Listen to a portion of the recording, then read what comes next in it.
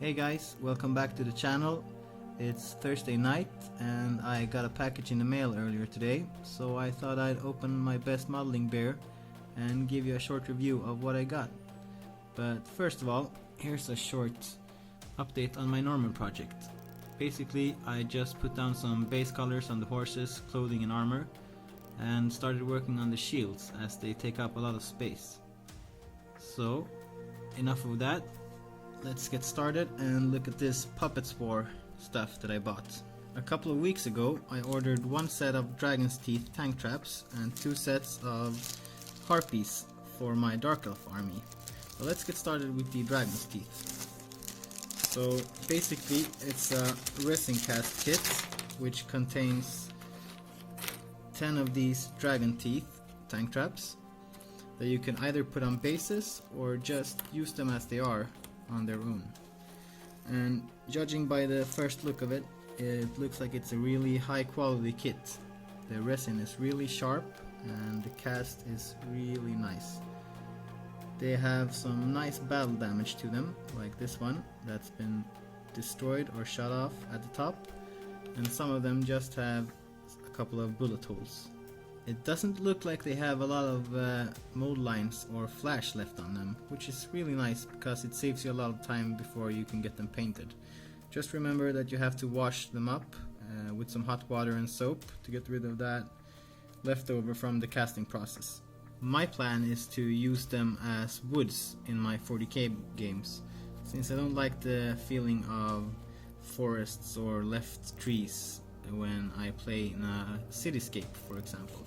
So I'm thinking about putting them on a big base, and they can basically just give the same cover save as a woods would give, representing troops taking cover behind them and anti-tank shots maybe hitting one of these when they're firing at a vehicle that's further ahead.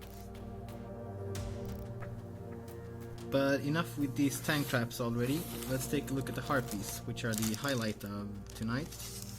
So these are the harpies. They come in two sets actually, both harpies and as gargoyles, which I think are made for the Vampire Counts line.